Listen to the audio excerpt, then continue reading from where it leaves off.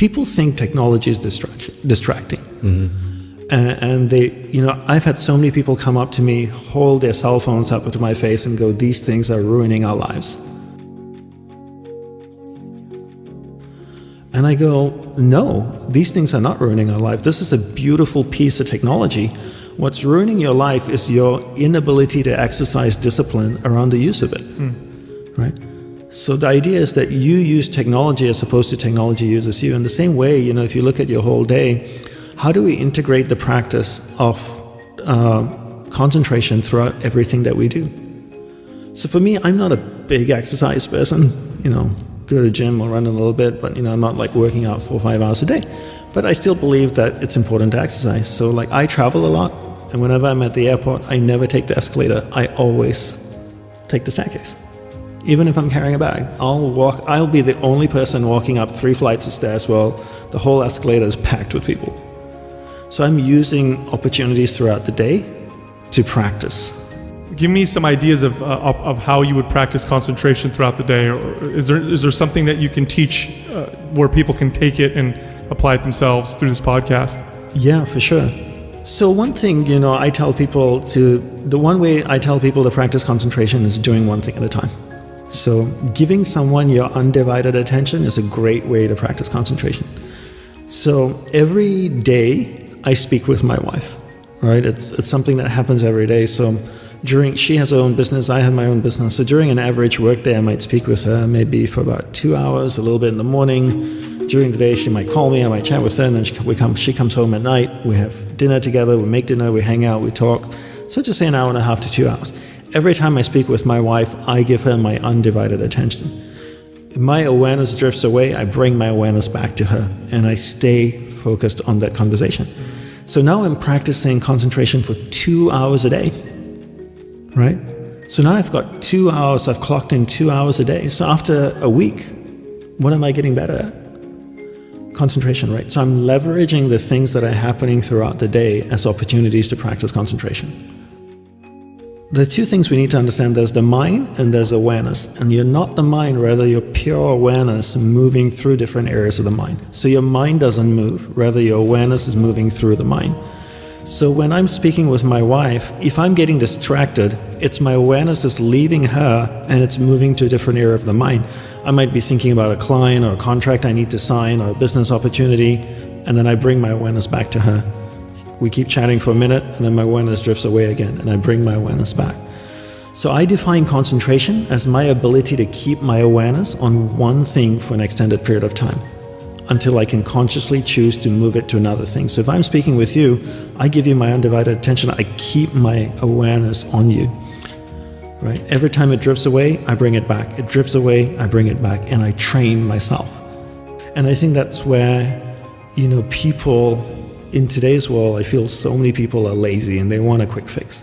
Because everything that's being sold to them is a quick fix, You only need to do so many hours before you get certified as a yoga teacher. You can come to the weekend course to enlightenment. Mm-hmm. There's a 1-week seminar to understand mind-body connection. I'm like, what BS, right?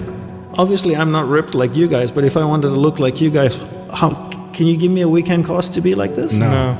How long would it take? Two weekend courses. We're selling them at mindpumpmedia.com. Just buy all our program. $2.99, but if you use this code. That's right. No, you're absolutely right, 100%. Right? And people don't want to do the work. Right, everybody wants a quick fix. I came back from Europe last week. I had some events in London and Munich and Hamburg.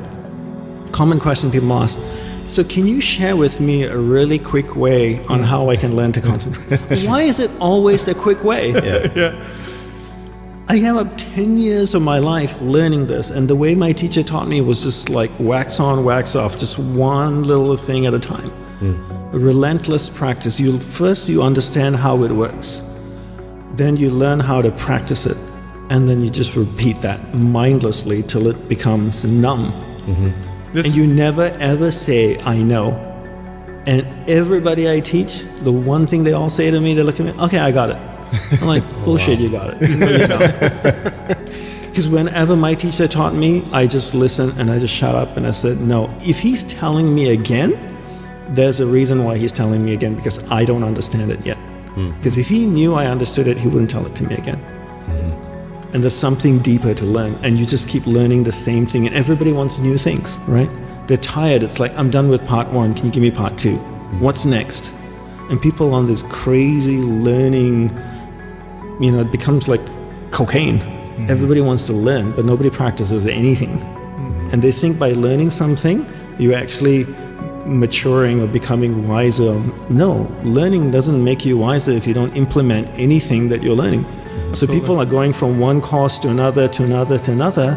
And then people in my industry, the self-help industry, that's how they make the money, right? You keep selling your shit over and over again.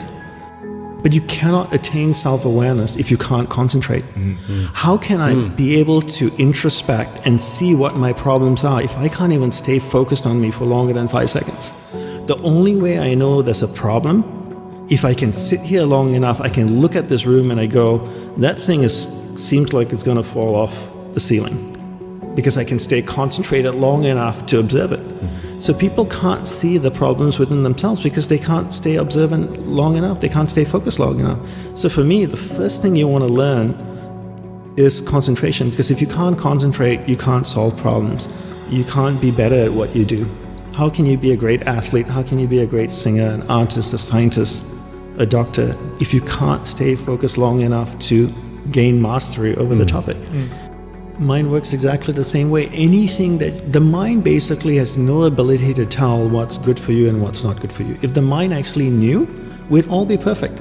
I'd wake up in the morning, my mind would tell me meditate for an hour, do yoga, run, work out, eat this breakfast, then sit down for 2 hours or 1 hour, then stretch, then do this. No, my mind just is like, do whatever the hell you want to do. Right? You like fries? Go ahead and eat it. Have another beer.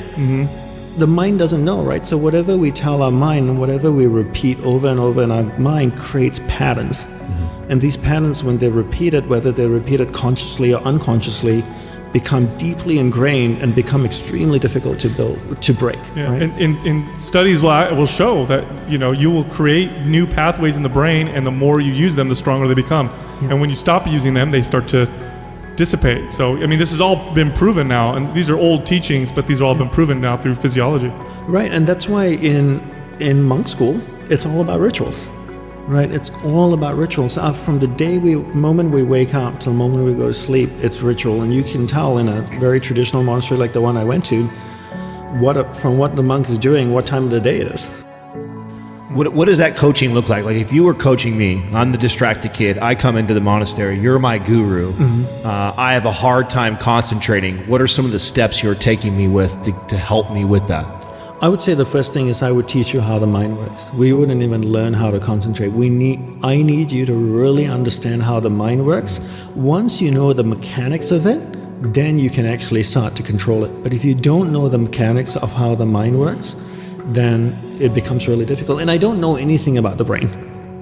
The mind is what our training is. So if you ask me about the prefrontal cortex or the whatever, I have no idea what you're talking about. If you ask me about the mind, that's my training, right? So understanding the mind is so crucial. So even I have a course that's coming out and a book that's coming out purely on concentration. The first big chunk of the book is about the mind, understanding awareness in the mind, really getting people to understand that.